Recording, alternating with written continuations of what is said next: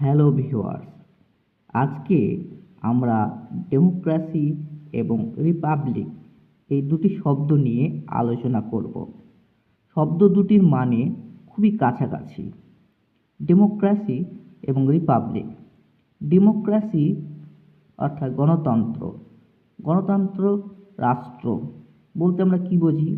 মূলত ডেমোক্রেটিক্যাল কান্ট্রি সে সমস্ত দেশগুলোকে বোঝায় যে দেশগুলোতে সরকার নির্বাচনের দ্বারা নির্বাচিত হয়। সেই সমস্ত দেশকে ডেমোক্রেটিক্যাল কান্ট্রি বা গণতান্ত্রিক রাষ্ট্র বলে।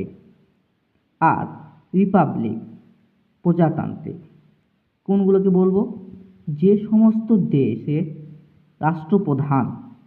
রাষ্ট্রপ্রধান প্রত্যক্ষ কিংবা পরোক্ষভাবে নির্বাচনের দ্বারা নির্বাচিত হন, সেই সমস্ত দেশকে প্রজাতান্ত্রিক বা রিপাবলিক কান্ট্রি হিসেবে বিবেচনা করা হয়।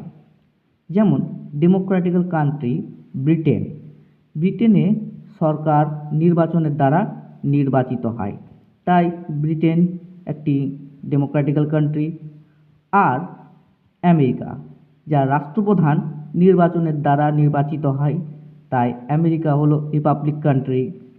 আমাদের দেশ ভারতে কিন্তু ডেমোক্রেটিক এবং রিপাবলিক দুই ধরনের ব্যবস্থা বিদ্যমান। কেননা সরকার নির্বাচনের দ্বারা নির্বাচিত হয়, আর আমাদের দেশে রাষ্ট্রপতি পরোক্ষ ভোটের দ্বারা নির্বাচিত হয়। তাই আমাদের ভারতবর্ষ ডেমোক্রেটিক এবং রিপাবলিক উভয় হিসাবে বিবেচিত হয়।